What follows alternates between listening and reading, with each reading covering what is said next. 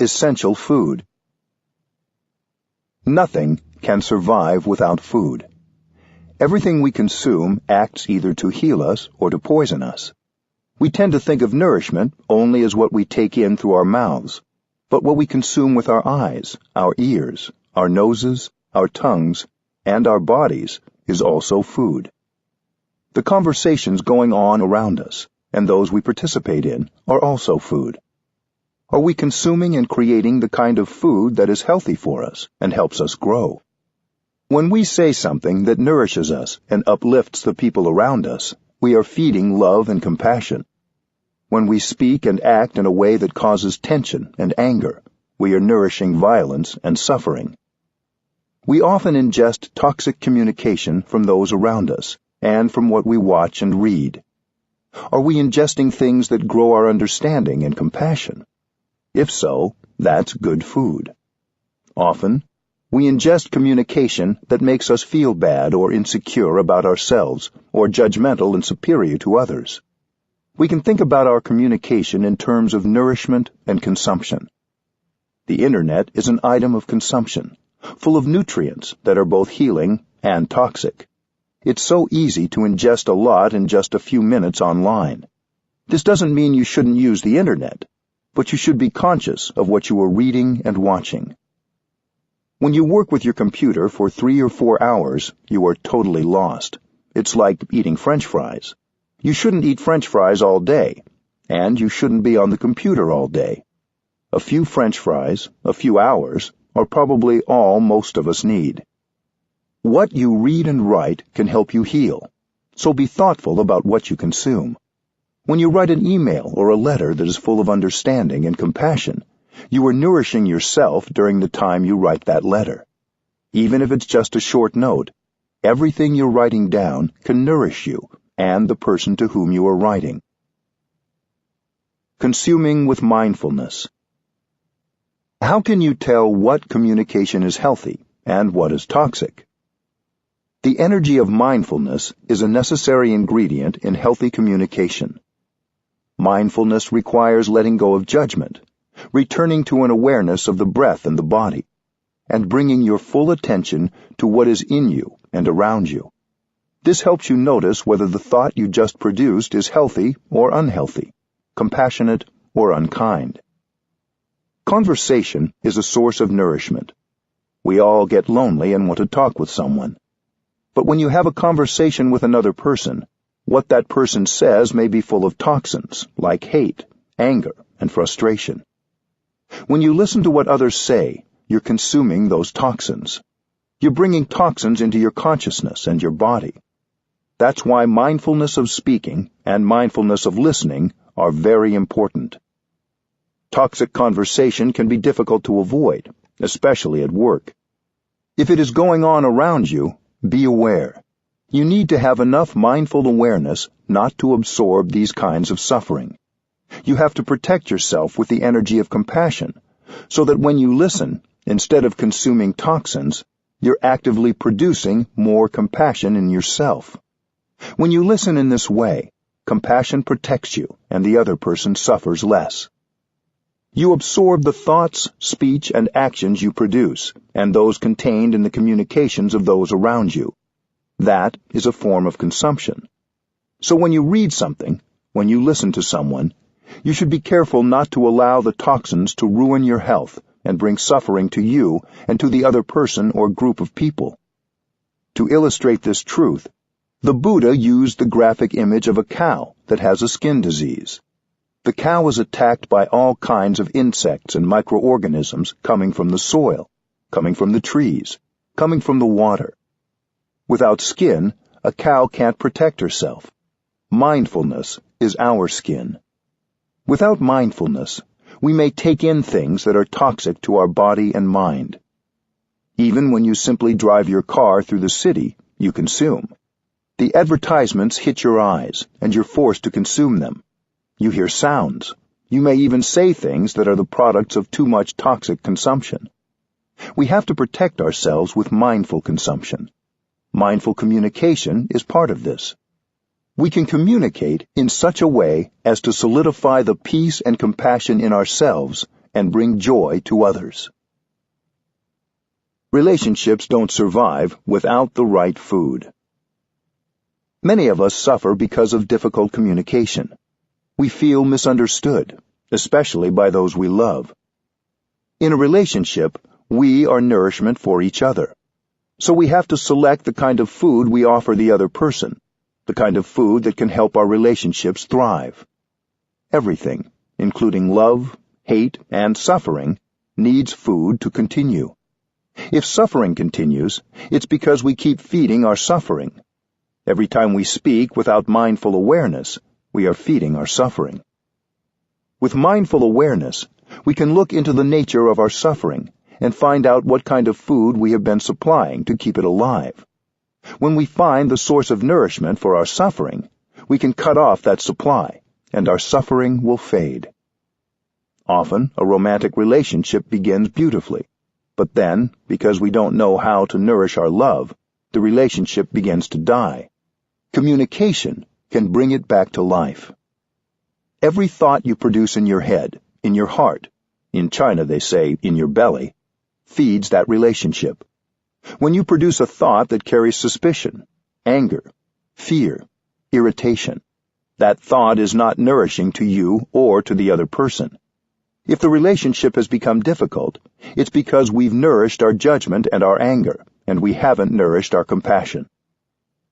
One day in Plum Village, the French retreat center where I live, I gave a talk about how we needed to nourish our loved ones by practicing loving communication. I spoke about our relationships as flowers that need watering with love and communication to grow. There was a woman sitting near the front who was crying the whole time. After the talk, I went to her husband and I said, "My dear friend, your flower needs some watering." Her husband had been at the talk and knew about loving speech, but sometimes we all need a friend to remind us. So, after lunch, the man took his wife for a drive in the country. They just had an hour or so, but he focused on watering the good seeds the whole drive. When they came back, she seemed completely transformed, very happy and joyful. Their children were very surprised, because in the morning, when their parents had left, they'd been sad and irritable. So, in just an hour, you can transform another person and yourself, just with the practice of watering the good seeds. This is applied mindfulness in action. It's not theoretical. Nourishing and healing communication is the food of our relationships. Sometimes one cruel utterance can make the other person suffer for many years, and we will suffer for many years too. In a state of anger or fear, we may say something that can be poisonous and destructive. If we swallow poison, it can stay within us for a long time, slowly killing our relationship. We may not even know what we said or did that started to poison the relationship, but we have the antidote: mindful compassion and loving communication. Love, respect, and friendship all need food to survive. With mindfulness, we can produce thoughts, speech, and actions that will feed our relationships and help them grow and thrive. 2. Communicating with yourself. Loneliness is the suffering of our time. Even if we're surrounded by others, we can feel very alone. We are lonely together. There's a vacuum inside us.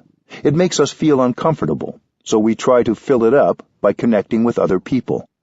We believe that if we're able to connect, the feeling of loneliness will disappear. Technology supplies us with many devices to help us stay connected. But even when we're connected, we continue to feel lonely.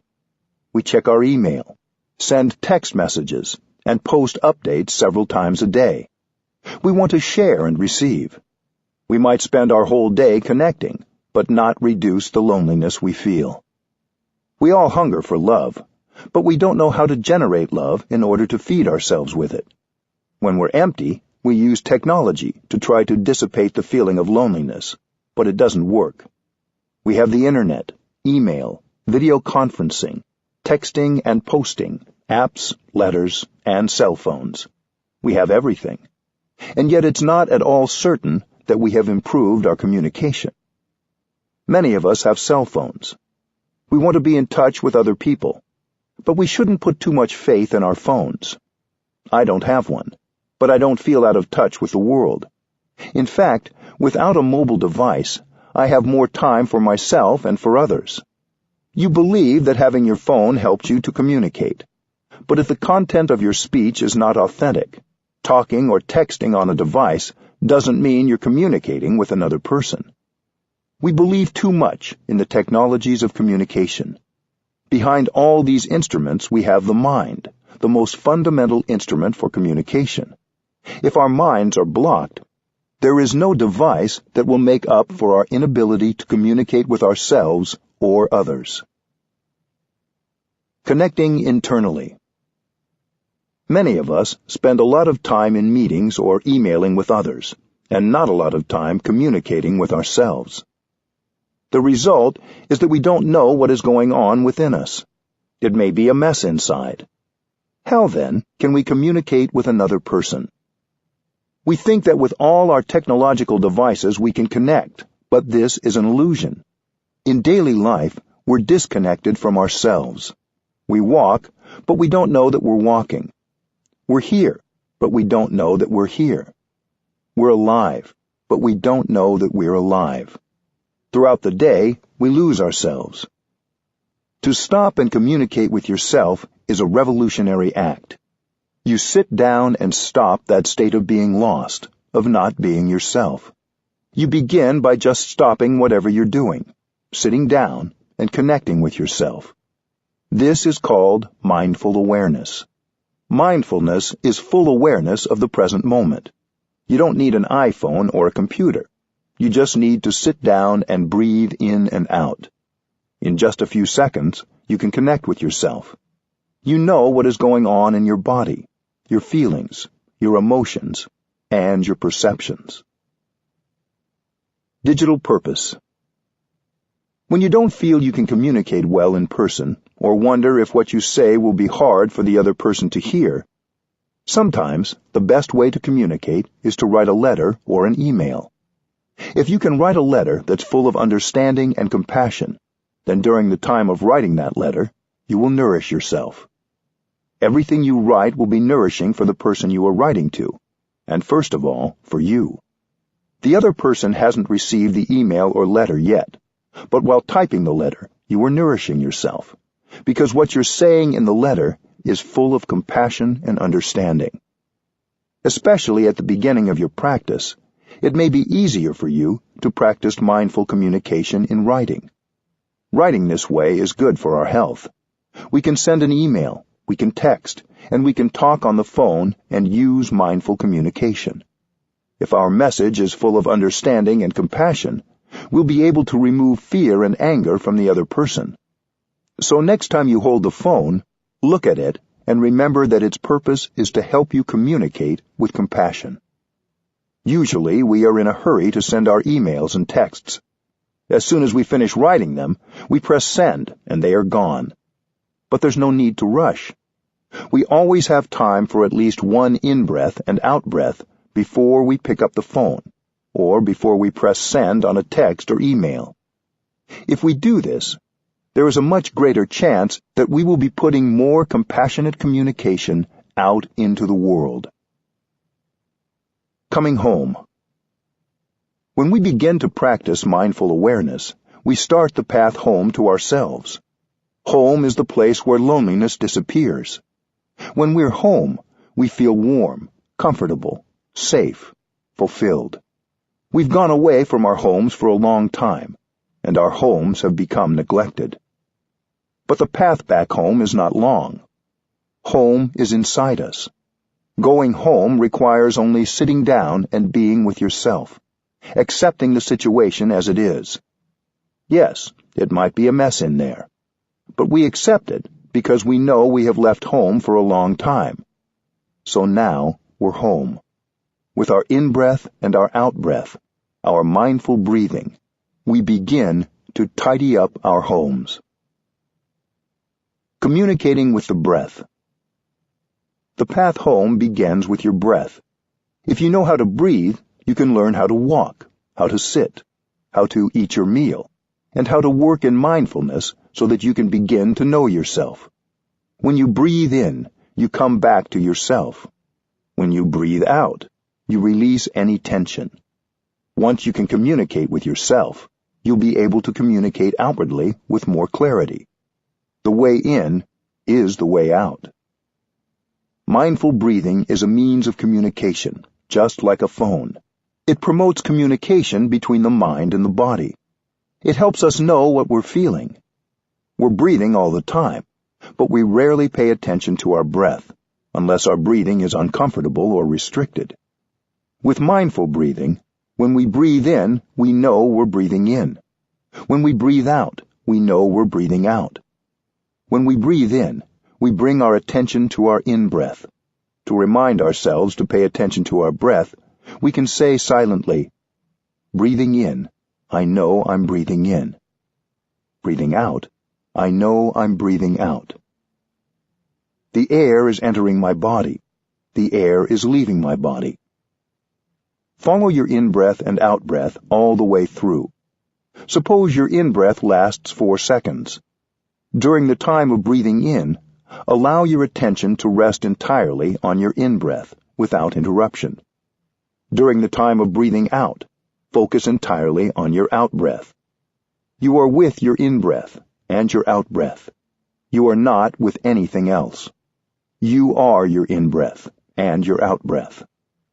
Breathing in and breathing out is a practice of freedom. When we focus our attention on our breath, we release everything else, including worries or fears about the future, and regrets or sorrows about the past.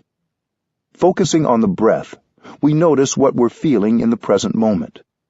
We can do this throughout the day, enjoying the 24 hours that have been given us to breathe in and out. We can be there for ourselves. It takes only a few seconds to breathe in and set yourself free. We know when others are breathing in and out mindfully. We can see it when we look at them. They look free. If we're overloaded with fear, anger, regret, or anxiety, we're not free, no matter what position we hold in society or how much money we have. Real freedom only comes when we're able to release our suffering and come home. Freedom is the most precious thing there is. It is the foundation of happiness, and it is available to us with each conscious breath.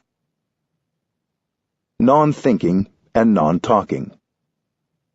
Happiness is possible when you're in communication with yourself.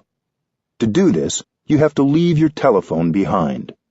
When you attend a meeting or an event, you turn off your telephone. Why? Because you want to communicate and absorb others' communication. It is the same when communicating with yourself. This kind of communication is not possible with the phone. We're used to thinking a lot and talking a lot. But to communicate with ourselves, we need to practice non-thinking and non-talking. Non-thinking is a very important practice. Of course, thinking and talking can be productive too, especially when our minds and feelings are clear. But a lot of our thinking is caught up in dwelling on the past, trying to control the future, generating misperceptions, and worrying about what others are thinking. A misperception can happen in a moment, in a flash. As soon as we have a perception, we're caught by it. So anything we say or do based on that perception can be dangerous. It's better not to say or do anything. That's why in the Zen tradition, they say the paths of talking and of thinking should be cut off. The path of speech is cut off because if you continue to talk, you continue to be caught in your words. Mindful breathing is a practice of non-thinking and non-talking. Without thinking and talking, there is no obstacle to get in the way of our enjoyment of the present moment. It's enjoyable to breathe in, to breathe out. It's enjoyable to sit, to walk, to eat breakfast, to take a shower, to clean the bathroom, to work in the vegetable garden. When we stop talking and thinking, and we listen mindfully to ourselves, one thing we will notice is our greater capacity and opportunities for joy. The other thing that happens when we stop thinking and talking, and we begin listening to ourselves, is that we notice the suffering present in our lives. There may be tension and pain in our bodies. We may have old pains and fears, or new pains and fears, which we have hidden under our talking and texting and thinking. Mindfulness lets us listen to the pain, the sorrow, and the fear inside. When we see that some suffering or some pain is coming up, we don't try to run away from it. In fact, we have to go back and take care of it. We're not afraid of being overwhelmed, because we know how to breathe and how to walk so as to generate enough energy of mindfulness to recognize and take care of the suffering. If you have enough mindfulness generated by the practice of mindful breathing and walking, you're no longer afraid to be with yourself. If I am free of needing a mobile phone, it's because I carry mindfulness with me, like a guardian angel on my shoulder. The angel is always with me when I practice. It helps me be unafraid of whatever suffering or pain arises.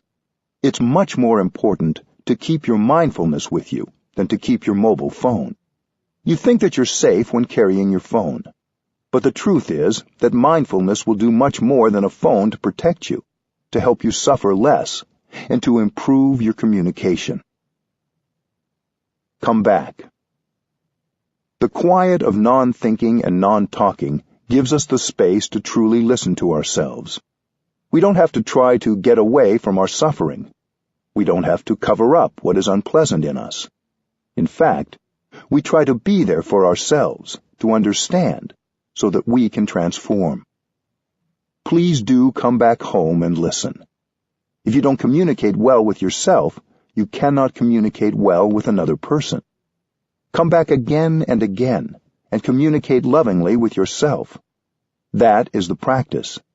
You have to go back to yourself and listen to the happiness you may have in this moment. Listen to the suffering in your body and in your mind, and learn how to embrace it and bring relief. Communicating with the body. As long as we have mindfulness with us, we can breathe mindfully throughout the day as we go about our daily activities. But our mindfulness will be stronger and will get more healing and communicate more successfully if we take the time to pause and sit quietly for a few moments. When a newly freed Nelson Mandela came to France for a visit, a journalist asked him what he would most like to do. He said, "Sit down and do nothing." Since his release from prison and his official entry into politics, he hadn't had any time to just enjoy sitting. We should make time to sit, even if it's for only a few minutes a day, because sitting is a pleasure. Whenever we're restless and don't know what to do, that is a good time to sit down. It's good to sit when we're peaceful, too, as a way of nurturing a habit and practice of sitting. When we stop and sit, we can begin right away to follow our in-breath and out-breath. Immediately, we can enjoy breathing in and breathing out, and everything gets a little bit better because the present moment becomes available to us. Breathe in a way that gives you pleasure. When you sit and breathe mindfully, your mind and body finally get to communicate and come together.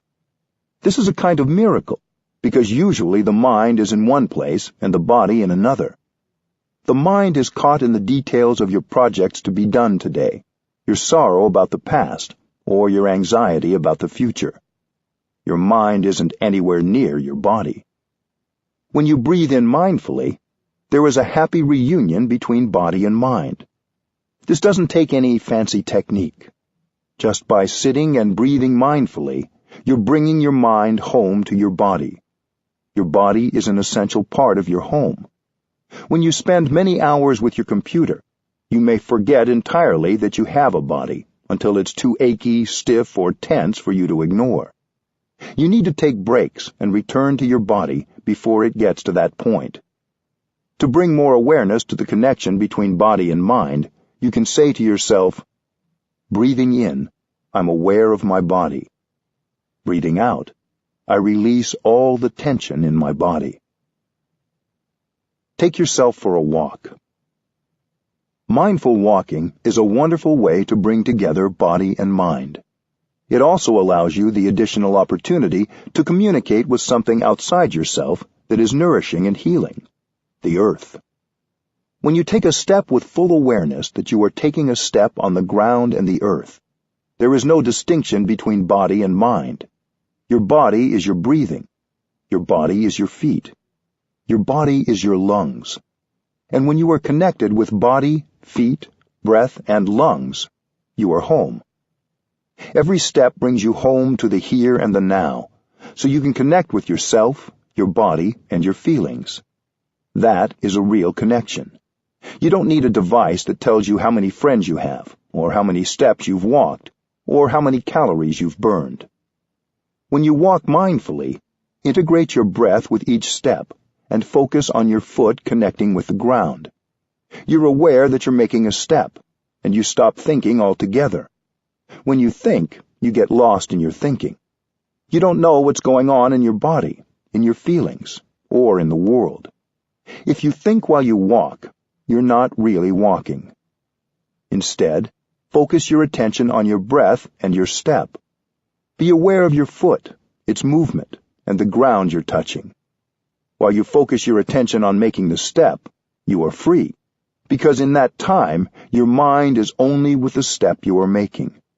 Your mind is no longer carried off into the future or the past. You take one step, and you are free. While you walk, you can say to yourself, I have arrived.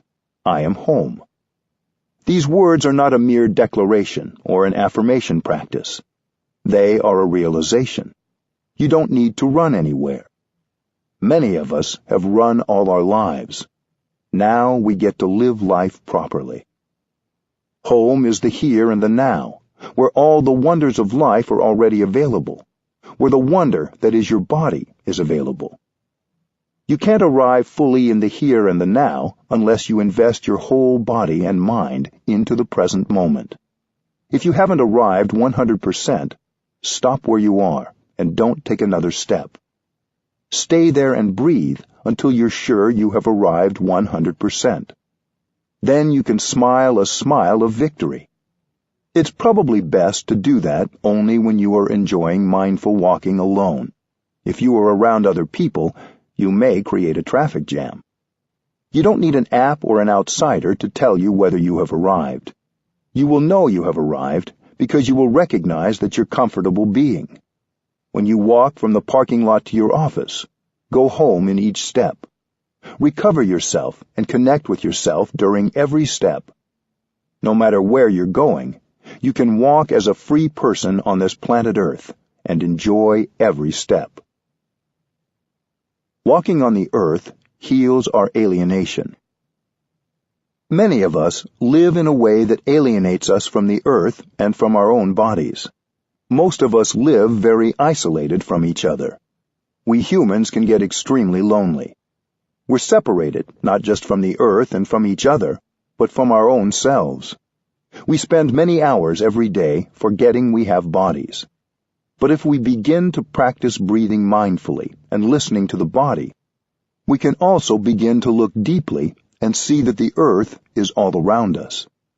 We touch the earth, and we are no longer alienated from our own bodies or from the body of the earth. We commonly think of the earth as our environment, but looking more deeply, we see that the earth is a wonderful living reality. Often, when we feel alone, we forget that we can connect directly with the earth. When we bring mindfulness to our steps, these steps can bring us back in touch with our own bodies and with the body of the earth. These steps can rescue us from our alienation. Connecting to our suffering. When we begin to breathe mindfully and listen to our bodies, we become aware of feelings of suffering that we've been ignoring. We hold these feelings in our bodies as well as our minds. Our suffering has been trying to communicate with us, to let us know it is there, but we have spent a lot of time and energy ignoring it. When we begin breathing mindfully, feelings of loneliness, sadness, fear, and anxiety may come up. When that happens, we don't need to do anything right away. We can just continue to follow our in-breath and our out-breath. We don't tell our fear to go away. We recognize it. We don't tell our anger to go away. We acknowledge it. These feelings are like a small child tugging at our sleeves. Pick them up and hold them tenderly. Acknowledging our feelings without judging them or pushing them away, embracing them with mindfulness, is an act of homecoming. The suffering of our ancestors. We know that the suffering inside us contains the suffering of our fathers, our mothers, and our ancestors. Our ancestors may not have had a chance to get in touch with the practice of mindfulness, which could help them transform their suffering. That is why they have transmitted their unresolved suffering to us. If we are able to understand that suffering and thereby transform it, we are healing our parents and our ancestors as well as ourselves. Our suffering reflects the suffering of the world. Discrimination, exploitation, poverty, and fear cause a lot of suffering in those around us. Our suffering also reflects the suffering of others. We may be motivated by the desire to do something to help relieve the suffering in the world. How can we do that without understanding the nature of suffering? If we understand our own suffering, it will become much easier for us to understand the suffering of others and of the world. We may have the intention to do something or be someone that can help the world suffer less, but unless we can listen to and acknowledge our own suffering, we will not really be able to help. Listening deeply. The amount of suffering inside us and around us can be overwhelming. Usually we don't like to be in touch with it because we believe it's unpleasant. The marketplace provides us with everything imaginable to help us run away from ourselves. We consume all these products in order to ignore and cover up the suffering in us. Even if we're not hungry, we eat. When we watch television, even if the program isn't very good, we don't have the courage to turn it off, because we know that when we turn it off, we may have to go back to ourselves and get in touch with the suffering inside. We consume not because we need to consume, but because we're afraid of encountering the suffering inside us. But there is a way of getting in touch with the suffering without being overwhelmed by it. We try to avoid suffering, but suffering is useful. We need suffering. Going back to listen and understand our suffering brings about the birth of compassion and love. If we take the time to listen deeply to our own suffering, we will be able to understand it. Any suffering that has not been released and reconciled will continue. Until it has been understood and transformed, we carry with us not just our own suffering, but also that of our parents and our ancestors. Getting in touch with the suffering that has been passed down to us helps us understand our own suffering. Understanding suffering gives rise to compassion. Love is born, and right away we suffer less. If we understand the nature and the roots of our suffering, the path leading to the cessation of the suffering will appear in front of us. Knowing there is a way out, a path, brings us relief, and we no longer need to be afraid. Suffering brings happiness. Understanding suffering always brings compassion. If we don't understand suffering, we don't understand happiness. If we know how to take good care of suffering, we will know how to take good care of happiness. We need suffering to grow happiness. The fact is that suffering and happiness always go together. When we understand suffering, we will understand happiness. If we know how to handle suffering, we will know how to handle happiness and produce happiness. If a lotus is to grow, it needs to be rooted in the mud. Compassion is born from understanding suffering. We all should learn to embrace our own suffering, to listen to it deeply, and to have a deep look into its nature. In doing so, we allow the energy of love and compassion to be born. When the energy of compassion is born, right away we suffer less. When we suffer less, when we have compassion for ourselves, we can more easily understand the suffering of another person and of the world. Then our communication with others will be based on the desire to understand rather than the desire to prove ourselves right or make ourselves feel better. we will have only the intention to help. Understanding our own suffering helps us understand others. I know a woman from Washington, D.C., who at one time planned to commit suicide because she couldn't see any way out of the suffering she was feeling. She had no hope. She had a very difficult relationship with her husband, and also with their 3 children. She had a friend who wanted her to listen to one of my talks on deep listening and loving speech. She refused because she was Catholic, and she thought that listening to a Buddhist teaching meant she wasn't being true to her faith. On the night she planned to kill herself, she telephoned her friend to say goodbye.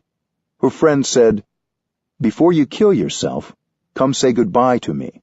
Take a taxi." She came, and when she got there, her friend asked her, as a favor, to listen to the tape before she killed herself. Reluctantly, she said, "All right, before dying, I'll satisfy your wish." After listening to the tape, she was curious and decided to go to a mindfulness retreat. At the retreat, she began to really listen to her own suffering. Before that, she had thought the only way to end her suffering was to kill herself. It was too painful to listen. But she learned how to stay with her breath so she could be with her suffering. She found that she had created a lot of wrong perceptions and had nurtured a lot of anger. She had thought that her husband and her family had created all her suffering. But now she saw that she was co-responsible for her suffering. She had thought that her husband didn't suffer, that he just made her suffer. But now her understanding was quite different, and she was able to see the suffering in her husband. This was quite an achievement. When you see the suffering inside yourself, you can see the suffering in the other person, and you can see your part, your responsibility, in creating the suffering in yourself and in the other person. The night when she came back from the retreat, she came and sat close to her husband. This was something very new, coming and sitting near him. She sat for a long time, and then she began to talk. She said, "I know you have suffered so much during the past many years. I couldn't help you. I made the situation worse. It wasn't my intention to make you suffer. It was just because I didn't understand you. I didn't see the suffering inside you. Tell me about your difficulties. Please, help me understand." She was able to use this kind of loving speech. Her husband began to cry like a baby, because for so many years she hadn't talked to him in a loving way. Their relationship had been very beautiful in the beginning, but it had become filled with resentment and arguments and lacked any real communication. That night began their journey to reconciliation. 2 weeks later, the couple came with their children to tell me this story. Loving yourself is the basis for compassion. We tend to think we already know and understand our loved ones very well, but that may not be so. If we haven't understood our own sufferings and our own perceptions, how can we understand the suffering of another person? We shouldn't be too sure that we understand everything about the other person. We have to ask, do I understand myself enough? Do I understand my suffering and its roots? Once you have some understanding and insight into your own suffering, you begin to be better at understanding and communicating with someone else. If you can't accept yourself, if you hate yourself and get angry with yourself, how can you love another person and communicate love to him or her? Self-understanding is crucial for understanding another person. Self-love is crucial for loving others. When you've understood your suffering, you suffer less, and you are capable of understanding another person's suffering much more easily. When you can recognize the suffering in the other person and see how that suffering came about, compassion arises. You no longer have the desire to punish or blame the other person. You can listen deeply, and when you speak, there is compassion and understanding in your speech. The person with whom you're speaking will feel much more comfortable, because there is understanding and love in your voice. Coming home to ourselves to understand our suffering and its roots is the first step. Once we understand our suffering and how it came about, we're in a position to communicate with others in such a way that they also suffer less. Our relationships depend on the capacity of each of us to understand our own difficulties and aspirations and those of others. When you can truly come home to yourself and listen to yourself, you can profit from every moment given you to live. You can enjoy every moment.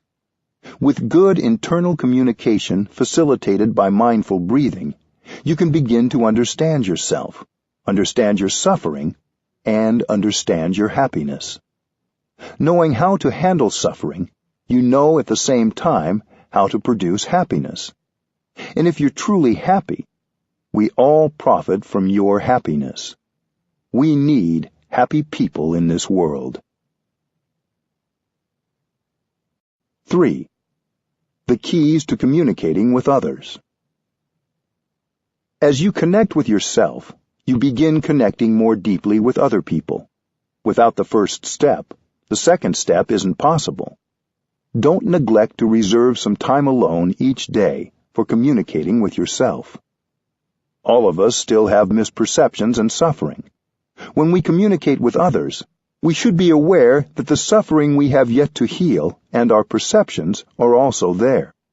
If we can be aware of our in-breath and our out-breath, we will remember that the one goal of compassionate communication is to help others suffer less.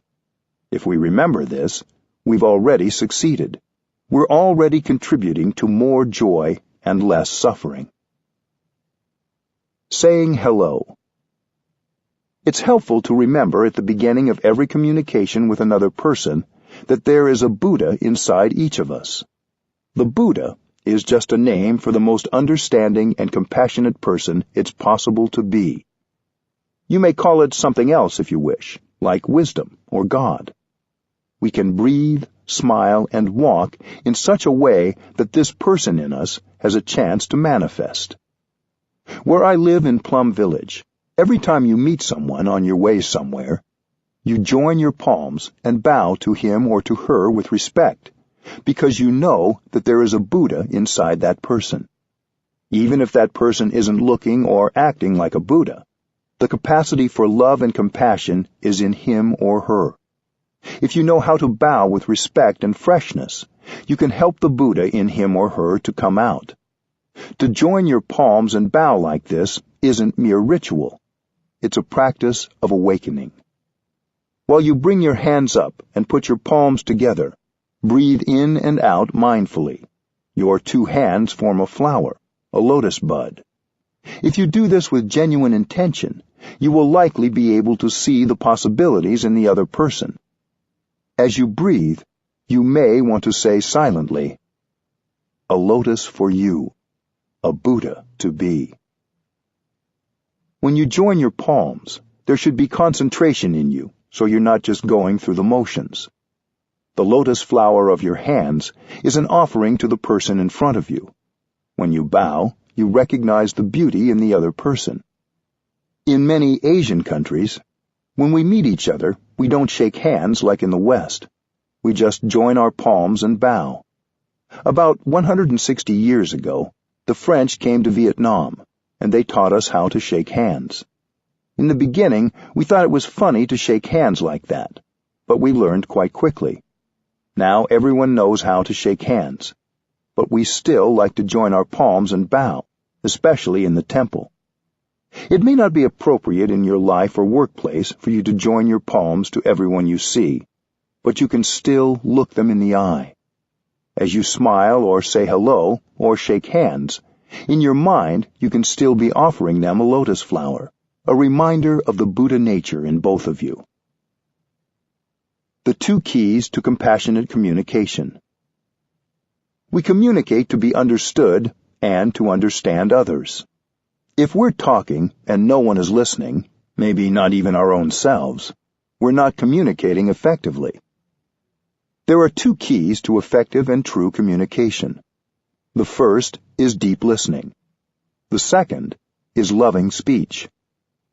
Deep listening and loving speech are the best instruments I know for establishing and restoring communication with others and relieving suffering. We all want to be understood.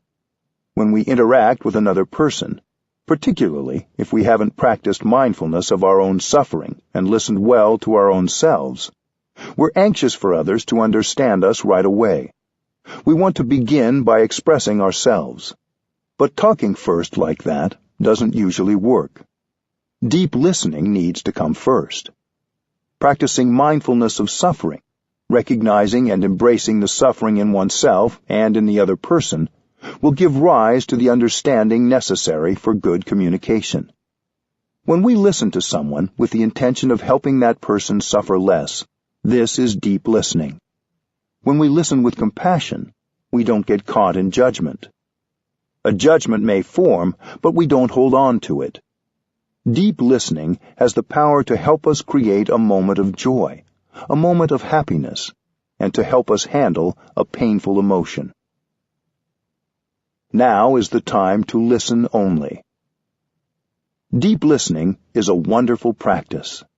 If you can listen for 30 minutes with compassion, you can help the other person suffer much less. If you don't practice mindfulness of compassion, you can't listen long.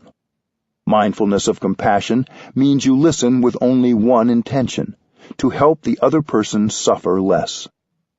Your intention may be sincere, but if you haven't first practiced listening to yourself, and you don't practice mindfulness of compassion, you may rather quickly lose your ability to listen. The other person may say things that are full of wrong perceptions, bitterness, accusation, and blaming. If we don't practice mindfulness, their words will set off irritation, judgment, and anger in us, and we will lose our capacity to listen compassionately. When irritation or anger arises, we lose our capacity to listen. That's why we have to practice, so that during the whole time of listening, compassion can remain in our hearts. If we can keep our compassion alive, the seeds of anger and judgment in our hearts will not be watered and spring up. We have to train ourselves first, so we're able to listen to the other person. It is okay if you're not ready to listen at a certain moment. If the quality of your listening is not good enough, it's better to pause and continue another day. Don't push yourself too hard. Practice mindful breathing and mindful walking until you're ready to really listen to the other person. You can say, "I want to listen to you when I'm at my best. Would it be all right if we continued tomorrow?" Then, when we are ready to listen deeply, we can listen without interrupting. If we try to interrupt or correct the other person, we will transform the session into a debate, and it will ruin everything. After we have deeply listened and allowed the other person to express everything in his heart, we'll have a chance later on to give him a little of the information he needs to correct his perception. But not now. Now we just listen, even if the person says things that are wrong. It's the practice of mindfulness of compassion that keeps us listening deeply. You have to take the time to look and see the suffering in the other person. You must be prepared. Deep listening has only one purpose: to help others suffer less. Even if the person says wrong things, expresses bitterness, or blames, continue to listen compassionately for as long as you can. You may want to say this to yourself as a reminder. I am listening to this person with only one purpose: to give this person a chance to suffer less. Keep the one purpose of deep listening alive in your heart and in your mind. As long as you are inhabited by the energy of compassion, you are safe. Even if what the other person says contains a lot of wrong perceptions, bitterness, anger, blame, and accusation, you are really safe. Remember that the other person's speech may be based on prejudices and misunderstandings.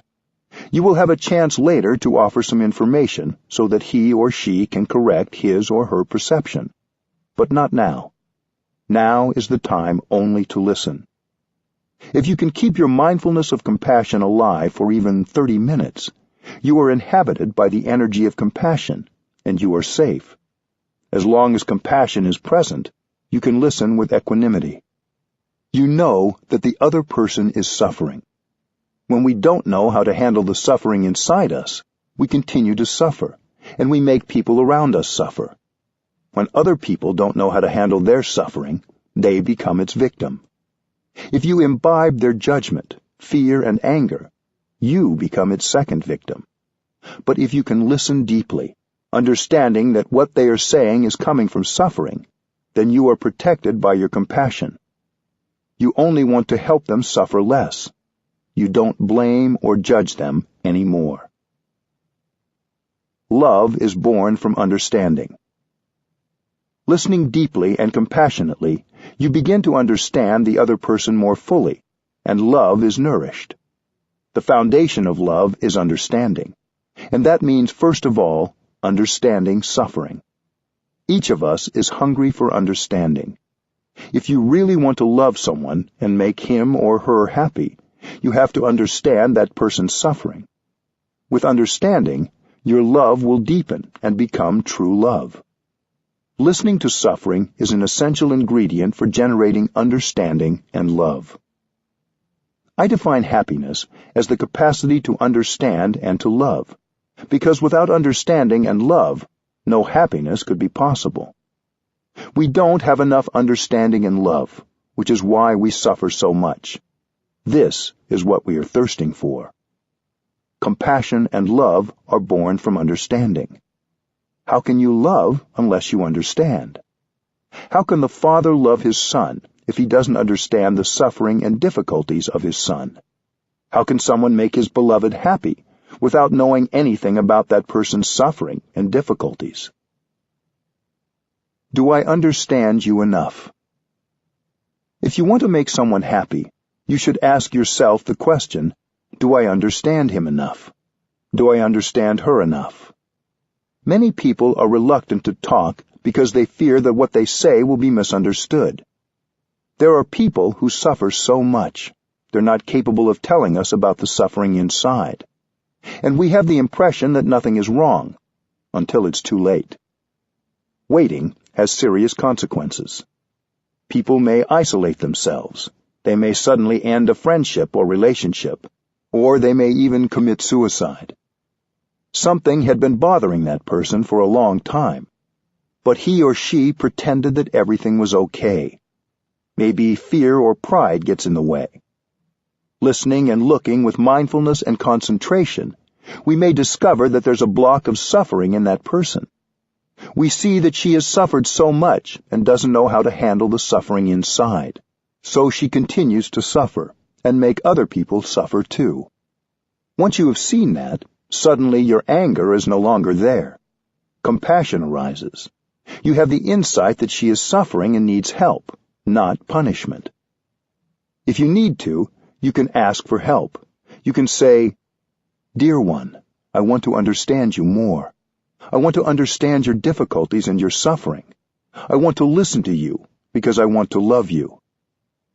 When we take the time to look more deeply, we may see for the first time the big block of suffering in that person. Someone might pretend not to suffer, but that's not true. When you're able to listen compassionately, other people have a chance to tell you about their difficulties. In any relationship, you may want to check whether you have understood the other person. If it is a relationship that is harmonious, in which communication is good, then happiness is there. If communication and harmony exist, it means mutual understanding is there. Don't wait until the other person has left or is full of anger to ask the important question. Do you think I understand you enough? The other person will tell you if you haven't understood enough. He will know if you're able to listen with compassion. You may say, "Please tell me, please help me, because I know very well that if I don't understand you, I will make a lot of mistakes." That is the language of love. The question, "Do you think I understand you enough?" is not just for romantic relationships, but for friends, family members, and anyone you care about. It can even help in a work setting.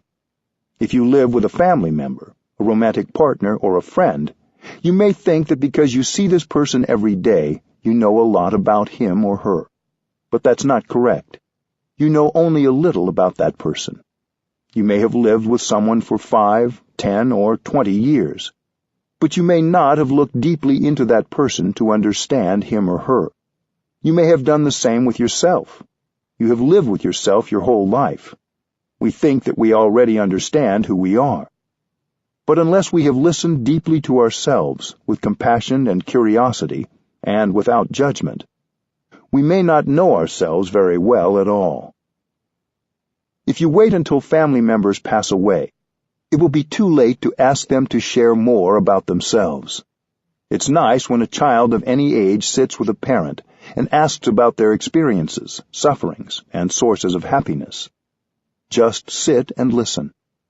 With mindful breathing and listening to ourselves, our capacity for listening and looking expands deeply, and we may find the opportunity for much greater communication and connection with our parents and our loved ones.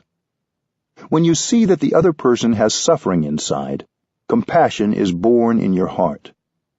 You may want to do something to help that person suffer less. Your compassionate listening and loving speech will already do a lot to change the situation. Then you can sit with the person and together get insight into what other concrete actions, if any, are necessary to help the situation. Compassionate listening isn't the only thing we can do when someone is suffering, but it's almost always the first step. Loving speech. When you have to tell people bad news, telling the truth can be difficult. If you don't speak mindfully, the other person can get very angry or anxious after hearing your truth. We can train ourselves to speak the truth in such a way that, in the end, the other person can accept it. When you speak, you try to tell others the truth about your suffering and their suffering. This is loving speech. You speak in a way that helps others recognize the suffering inside themselves and in you. We have to be skillful. The one who speaks has to be very mindful, using words in a way that can help the listener not be caught in wrong perceptions. And the listener has to be careful not to be caught in the words being said or the ideas being offered. There needs to be mindfulness and skillfulness on the part of both the speaker and the listener. Because you have first practiced compassionate listening, you know that what you say can carry with it insight and understanding. With more understanding, you can really help the other person suffer less, and your communication is more effective. You speak gently because you are willing to help. The way we communicate already makes the other person feel much better. The words we say are nourishment. We can use words that will nourish ourselves and nourish another person. What you say, what you write, should convey only compassion and understanding. Your words can inspire confidence and openness in another person. Generosity can be practiced wonderfully with loving speech. You don't have to spend any money to practice generosity. In Buddhism, another way of saying loving speech is right speech. In our daily life, right speech is what nourishes us and nourishes those around us. Wrong speech. We call loving speech right speech, because we know that suffering is brought about by wrong speech. Our speech can cause a lot of suffering with unkind, untruthful, or violent words. Wrong speech is the kind of speech that lacks openness and does not have understanding, compassion, and reconciliation at its base. When we write a note or a letter, when we speak on the telephone, what we write or say should be right speech that conveys our insight, our understanding, and our compassion. When we practice right speech, we feel wonderful in our bodies and our minds. And the one who listens to us also feels wonderful. It's possible for us to use right speech, the speech of compassion, tolerance, and forgiveness, several times a day. It doesn't cost anything, and it's very healing. The 4 elements of right speech. Loving, truthful speech can bring a lot of joy and peace to people. But producing loving speech takes practice because we aren't used to it. When we hear so much speech that causes craving, insecurity, and anger, we get accustomed to speaking that way. Truthful, loving speech is something we need to train ourselves in. In Buddhism, there's a practice called the 10 Bodhisattva trainings. 4 of these 10 relate to right speech. A bodhisattva is an enlightened being who has dedicated his or her life to alleviating the suffering of all living beings. Enlightenment is always enlightenment about something. If you begin to understand the nature and the root of your suffering, that is a kind of enlightenment, and it helps you suffer less right away. There are those of us who are very critical of ourselves. That's because we haven't understood our own suffering. When we become a bodhisattva for ourselves, we don't blame ourselves or others anymore. A bodhisattva is someone who can speak with gentle, loving speech, and who can listen with compassion. Anyone can become a bodhisattva by training diligently. You don't have to practice for 10 years to become a bodhisattva. Spend at least some time each day, even if it's only 5 or 10 minutes, sitting, practicing mindful breathing, and listening to yourself. Here are the 4 Bodhisattva guidelines of the 10 Bodhisattva trainings for right speech. 1. Tell the truth. Don't lie or turn the truth upside down. 2. Don't exaggerate. 3. Be consistent. This means no double talk, speaking about something in one way to one person and in an opposite way to another for selfish or manipulative reasons. 4. Use peaceful language. Don't use insulting or violent words, cruel speech, verbal abuse, or condemnation. Tell the truth. The first element of right speech is to tell the truth. We don't lie. We try not to say untruthful things. If we think the truth is too shocking, we find a skillful and loving way to tell the truth. But we have to respect the truth. There are those who verbally abuse people and make them suffer, and then say, "I'm only telling the truth." But they tell the truth in a violent and attacking way. Sometimes it can even cause the other person to feel great suffering. When you tell the truth, sometimes the result isn't what you wanted. You need to look deep into the mind of the other person to see how you can tell the truth in such a way that others don't feel threatened, so they can listen. You try to tell the truth in a loving and protective way. It's important to remember that what you think is the truth could be your own incomplete or erroneous perception. You think it's the truth, but your perception may be partial. It may be blocked by something. Lying is dangerous, because one day the other person may find out the truth. That could be a catastrophe. So if we don't want to lie, and we don't want to trigger a hurt, we have to be mindful of our words and find a skillful means to tell the truth. There are many ways to tell the truth. It's an art. The truth is a solid base for a long-lasting relationship. If you don't build your relationship on the truth, sooner or later it will crumble. We have to find the best way to tell the truth so that the other person can receive it easily. Sometimes, even the most skillful words can cause pain. That is okay. Pain can heal. If your words are spoken with compassion and understanding, the pain will heal more quickly. Suffering can be beneficial. There can be goodness in suffering, but we don't want to make the other person suffer needlessly.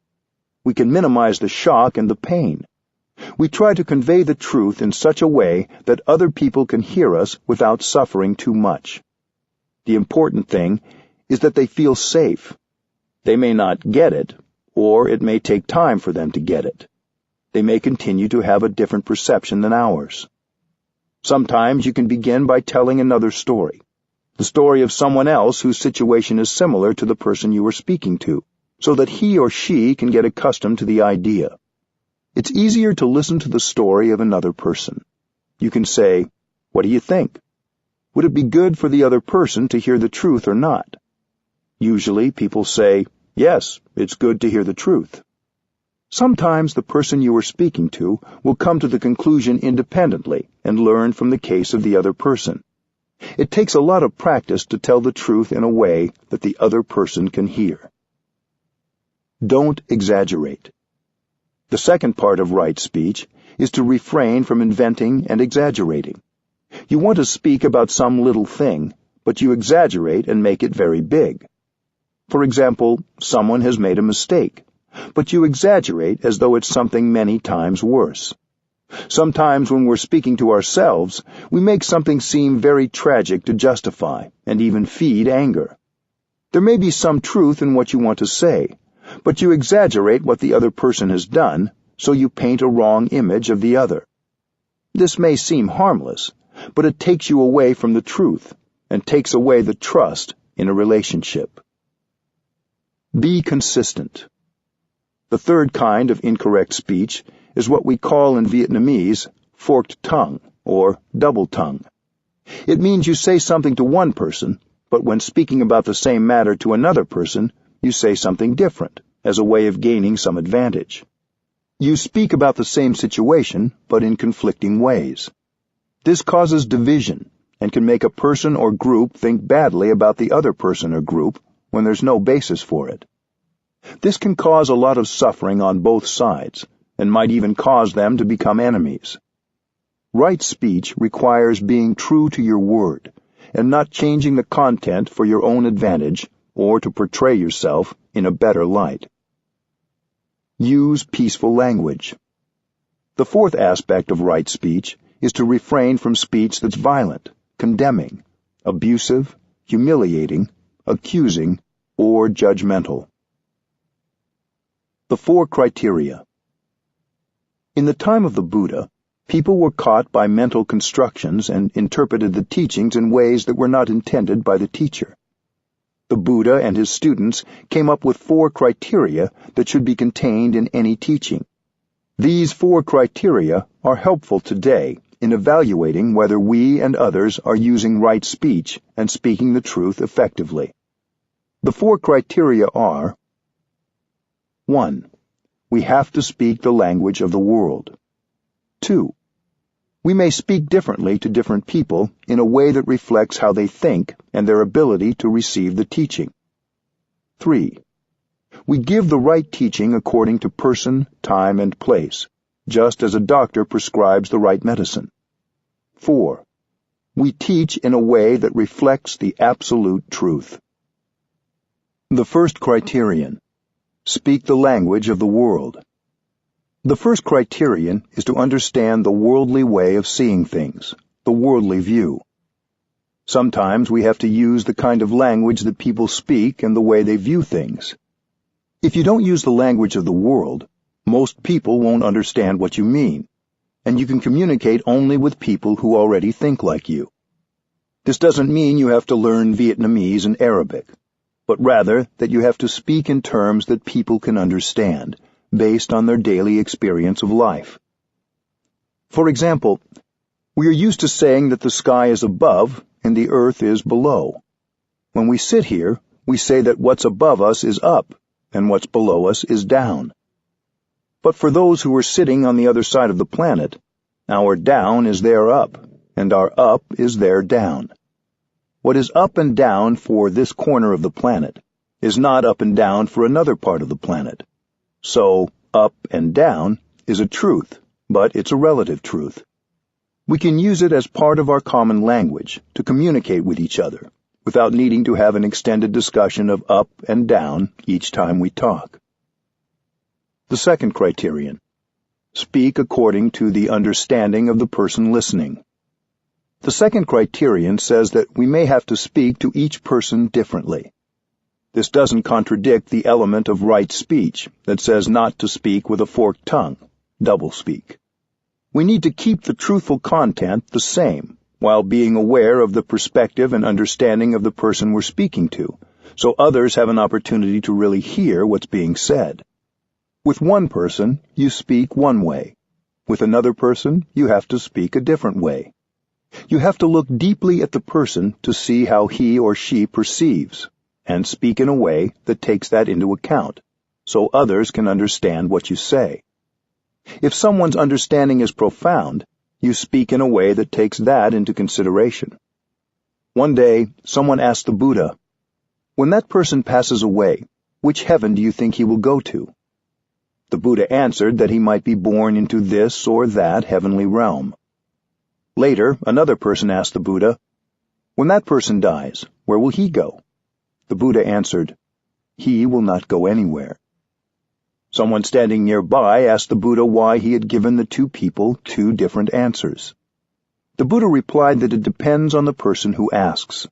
He said, "I have to speak according to the mind of the person who listens, and the ability of that person to receive what I share."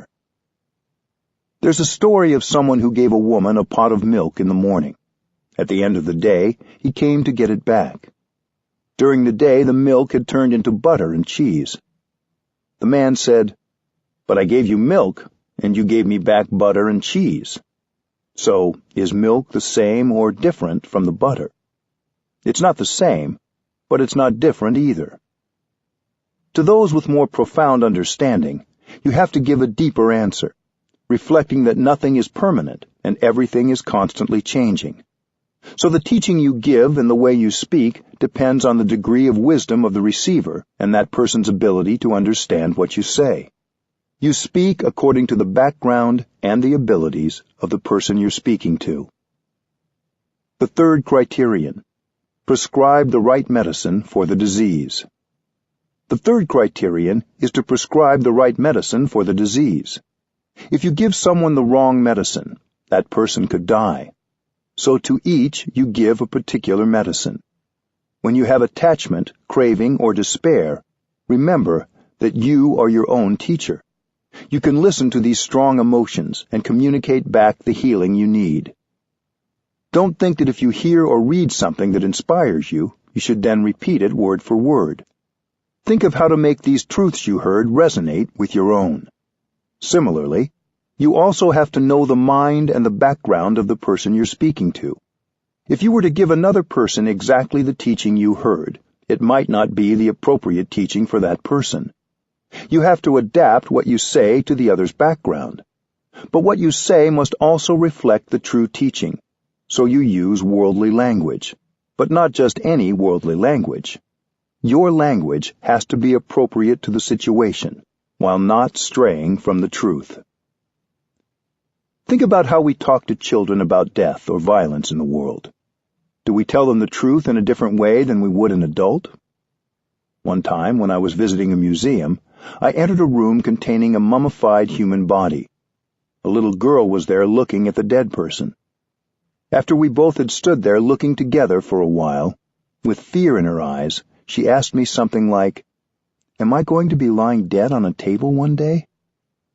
I breathed in and out, and gave her the only answer that was appropriate for that situation. No. I hope that someday a wise parent or friend will be able to talk with her about the impermanence of all things, including our bodies, and the deep teaching of the Buddha that nothing ever ceases to exist altogether. Nothing goes from being existent to being non-existent.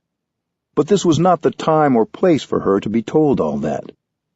So I gave her the best answer available under the circumstances, which was no. Even with adults, we can vary what we say depending on how fragile we think they might be about a certain subject. We want to share information in a way that people can integrate and use later, even if not right away. This isn't lying. It's telling the truth in a skillful way. There was a man belonging to the Jain tradition who asked the Buddha whether human beings have a self. The Buddha could have answered that there is no self, but he kept silent. Then the Jain man asked, "Then do we have no self?" The Buddha still kept silent. Later, Ananda asked the Buddha, "Why didn't you say there is no self?" The Buddha said, "I know that he is caught in his view. If I were to say that there is no self, he would be lost and he would suffer a lot. So, although no self is correct according to our teaching, it was better to keep silent." The fourth criterion: reflect the absolute truth. The fourth criterion is the absolute truth, the most profound view of things, and it may be found in sentences such as, "There is no separate self," or "There is no such thing as birth and death." The absolute truth is correct, It is the closest thing to a description of the ultimate reality, but it can make people feel lost if they haven't had a spiritual teacher who could skillfully convey its depths to them in a way they could take in. So whenever we need to say something we know will be difficult for others to hear, we have to be humble and try to look more and more deeply to discover in what way we can talk about these things. There are some absolute truths, such as that of no birth and no death, that are very difficult to grasp in our everyday way of thinking and everyday lives. But then if we are shown something simple, such as a cloud, we can grasp very easily that the cloud isn't born and it doesn't die. It simply changes form. We may think of these absolute truths as abstract, but they are visible all around us in the natural world if we look deeply or have a teacher or companion with whom we can talk about what we see. If you use these 4 criteria, you will not be confused when you are reading or listening to something. They can also help you listen well to others and express yourself effectively in everyday life, whether in friendly conversation, when speaking to or listening in a group, or when reading a text, whether secular or religious. You will have a deep understanding of what is the truth in any given situation and how best to respond. This training isn't just about how we speak, but also goes along with how we listen.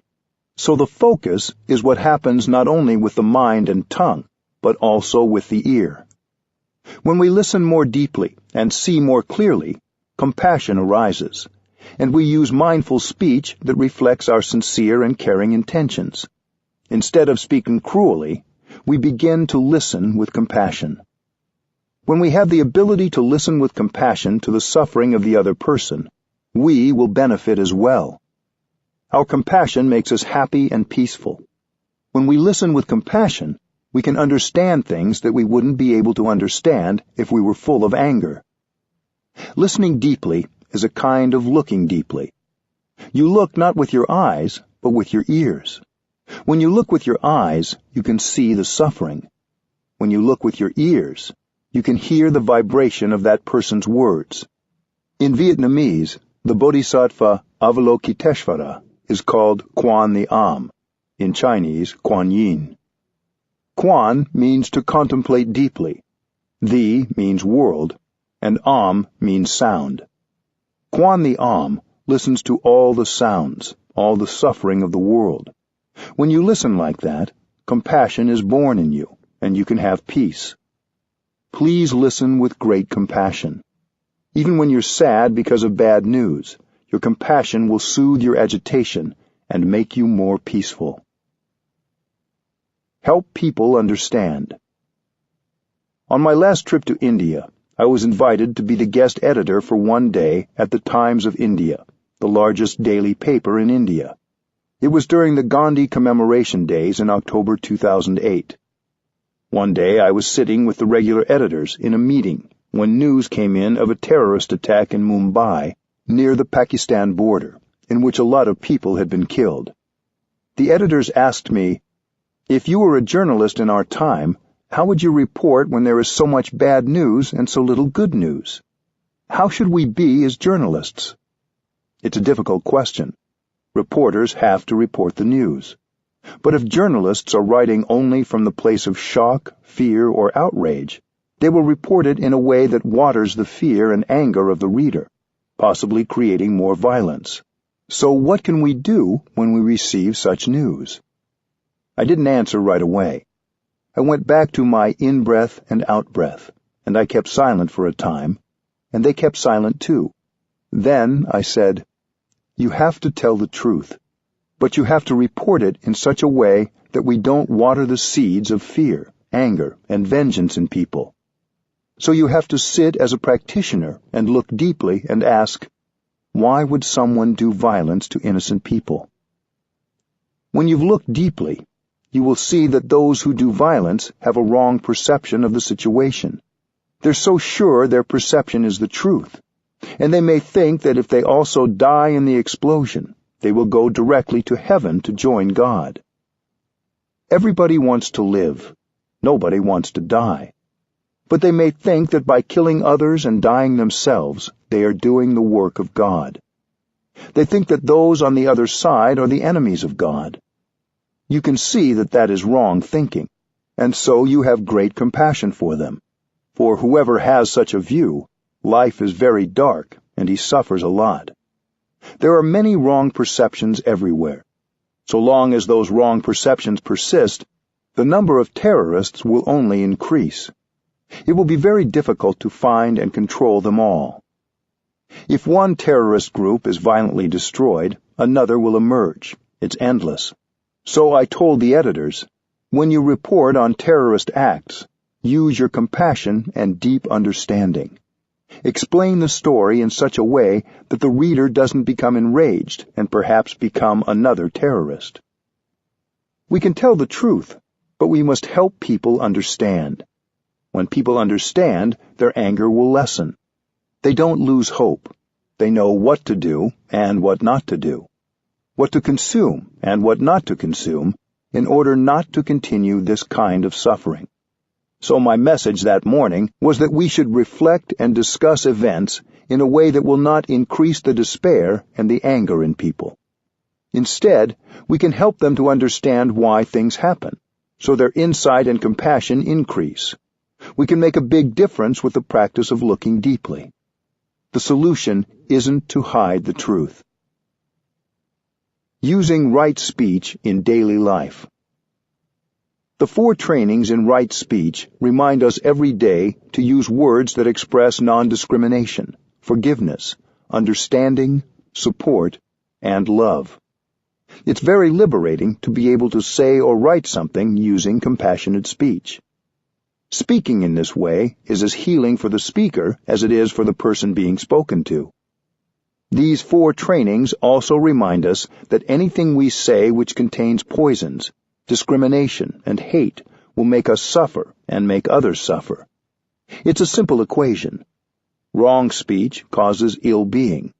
Right speech brings about well-being and healing. Every day we can say something that has the capacity to heal and help people. A grown-up can do this. A child can do this. A business person, a politician, or a teacher can do this.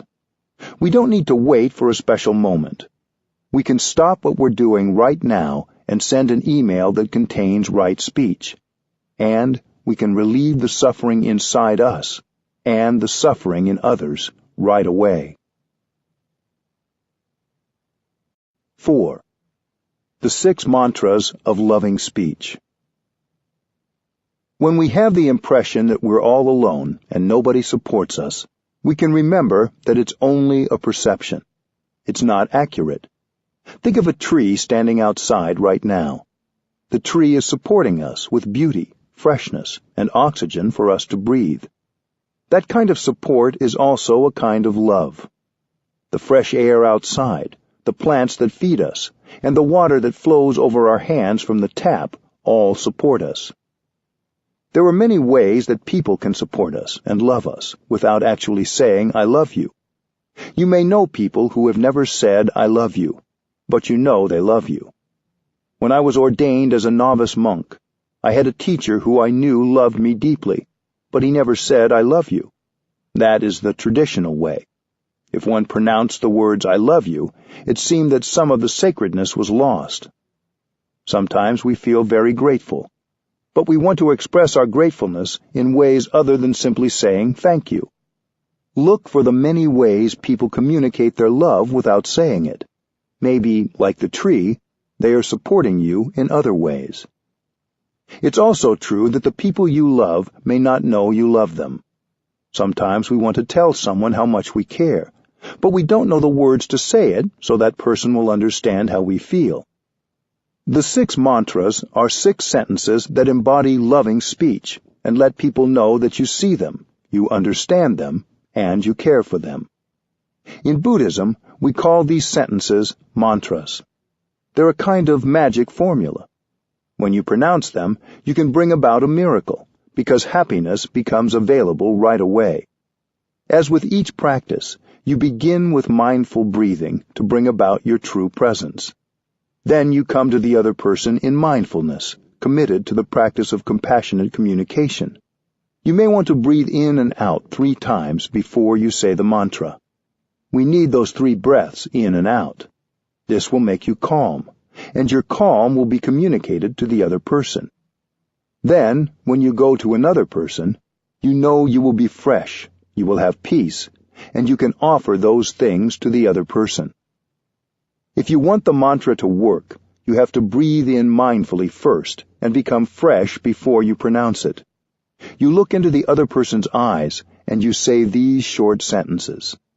A mantra may contain as few as 4 words, but in these words you are able to be fully there for the person you love. The first mantra. The first mantra is, I am here for you. This is the best gift you can give a loved one. Nothing is more precious than your presence. No matter how expensive the things you buy for someone else, they're not as precious as your true presence. That wonderful presence is fresh, solid, free, and calm, and you offer it to your loved ones to increase their happiness and your own happiness. I am here for you. To love someone means to be there for him or for her. To be there is an art and a practice. Are you truly there for the person you love, 100%? Using the skills of mindful breathing and mindful walking, you can bring together your body and mind to restore yourself and produce your true presence in the here and the now. To be there like that, for yourself and for the other person, is an act of love. We can also use this mantra with ourselves. When I say to myself, I am here for you, it also means that I am there for myself. My mind goes home to my body, and I become aware that I have a body. That is a practice of love directed to yourself. If you are capable of being with yourself, you are capable of being with the person you love. The practice can be very pleasant. Breathing in and bringing your mind home to your body can be a very pleasant thing to do. You enjoy your in-breath, you enjoy your body, and you enjoy your mind. Then the mantra will have an effect on those around you, too. You don't need to wait for the practice to be reciprocated. The other person doesn't need to say anything in return. When you produce the mantra, both of you benefit. The mantra helps you and the other person come home to yourselves and to the moment you are sharing. So the effect is double. We say that love is based on understanding. But how can you understand someone if you aren't present? Your mind has to be in the here and the now before you can love.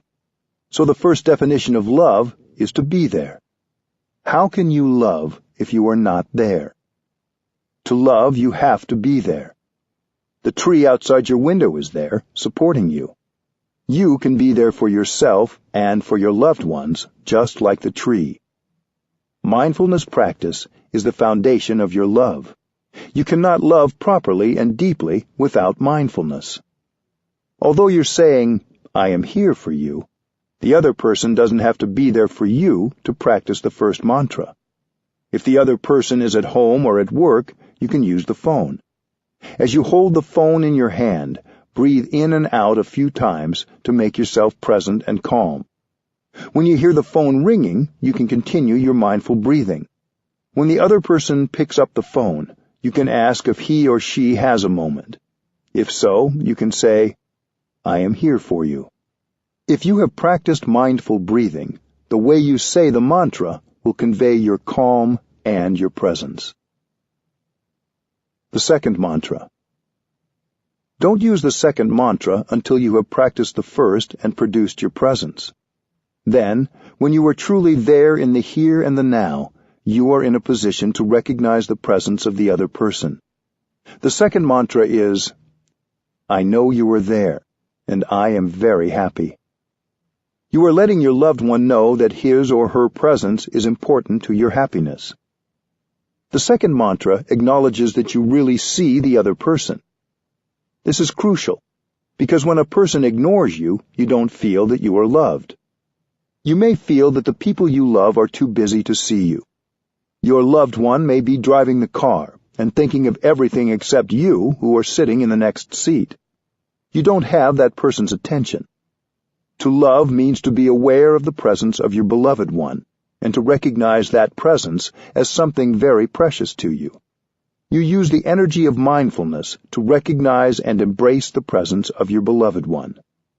Embraced by your mindfulness, the other person will bloom like a flower. I know you were there, and I am very happy. The second mantra is to reaffirm the presence of the other person as someone very important to you. The second mantra, like the first, only works if you breathe in and out before saying it. Imagine the other person is not there. He or she has moved away or passed on. You might feel a big hole. Right now, that person is alive and near you, so you're very lucky.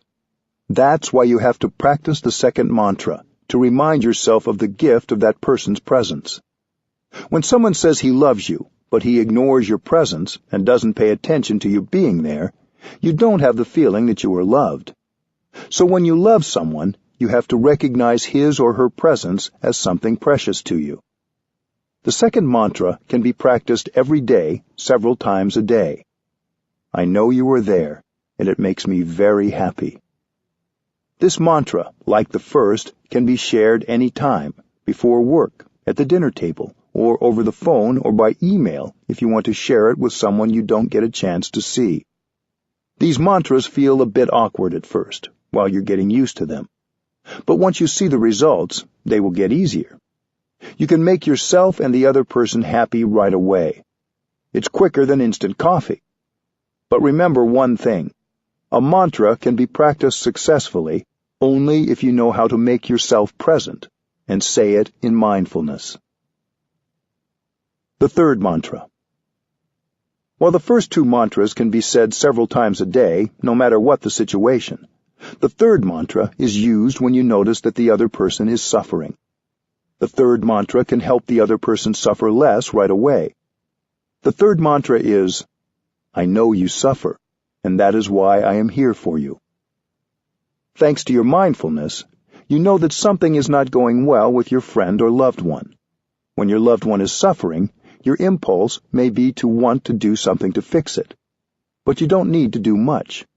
You just need to be there for him or her. That is true love. True love is made of mindfulness. Because of your mindfulness, you know when something is not going well with a loved one. When you notice that, you want to do something to help him or her suffer less. You don't have to do anything other than to be there. When you say the mantra, right away your loved one will suffer less. When you suffer and your loved ones ignore your suffering, you suffer much more.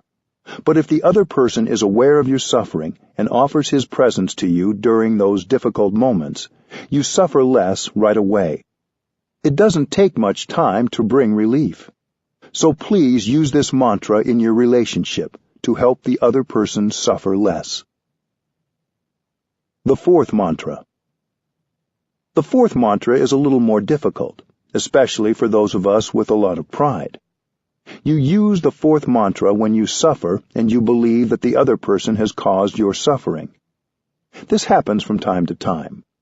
If it was someone you didn't care as much about who had said or done that to you, you would have suffered less. But when someone you love says something that feels critical or dismissive, you suffer deeply. If we suffer and we don't look deeply into our suffering and find compassion for ourselves and the other person, we may want to punish the person who hurt us because he or she has dared to make us suffer. When we suffer, we think it's the other person's fault for not appreciating us enough or loving us enough. Many of us have a natural tendency to want to punish the other person. One way we think of punishing the other person is to show that we can survive without him or her. Many of us have made this mistake. I myself have also made that mistake. But we learn. We want to show the other person that without him or her, we can survive very well. This is an indirect way of saying, I don't need you. But that's not true. In fact, when we suffer, we need others. When we suffer, we should tell others that we suffer and that we need their help. We usually do the opposite. We don't want to go and ask for help. That's why we need the fourth mantra. I suffer. Please help. It's so simple, and it's also a little bit difficult. But if you can bring yourself to pronounce the mantra, right away you suffer less. I guarantee it. So please write that sentence down on a piece of paper the size of a credit card and put it in your wallet. It's a magic formula. I suffer. Please help. If you don't practice this mantra, you may be sulking. If others notice that something is wrong, that maybe you suffer, they might try to comfort you and say, "Are you suffering?" When someone asks you this, you might have the tendency to respond, "Suffer? Why should I be suffering?" You know that's not the truth. You suffer deeply, yet you pretend you don't suffer. You're being untruthful as a way of punishing the other person. If he or she tries to come close and put a hand on your shoulder, you may want to snap, "Leave me alone. I can survive very well without you." Many of us commit that kind of mistake, but we can learn. Practicing the mantra, you do the opposite.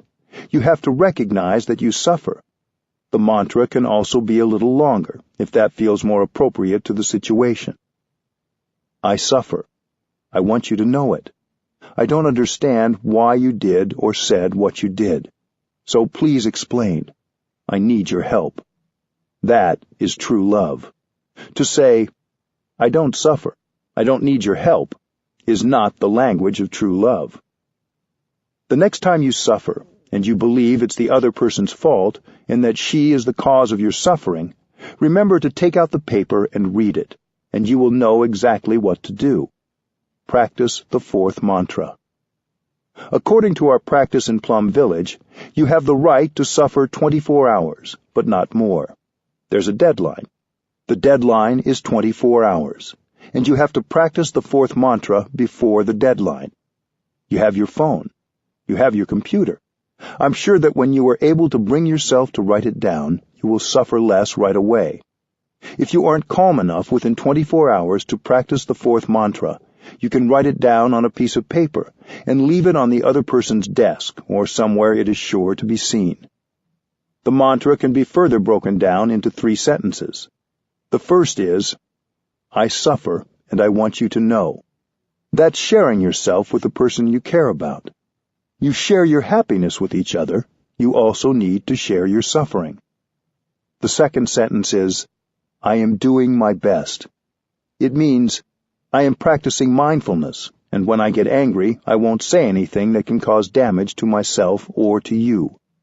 I am practicing mindful breathing, mindful walking, and looking deeply into my suffering to find the roots of my suffering. I believe that you have caused my suffering, but I know I shouldn't be too sure about that. I'm looking to see whether my suffering has come from a wrong perception on my part. Maybe you didn't mean to say it. Maybe you didn't want to do it. I'm now doing my best to practice looking deeply, to recognize my anger and embrace it tenderly. The second sentence is an invitation for the other person to do the same, to practice like you are. When the other person gets the message, he might say to himself, "Oh, I didn't know that she was suffering. What have I done or said to make her suffer like that?" It is an invitation for the other person to also practice looking deeply. If one of you finds out the cause, that person should communicate right away and apologize for being unskillful so that the other person doesn't continue to suffer. So the second sentence is an invitation for both sides to look deeply, to be aware of what is going on and investigate the real cause of the suffering.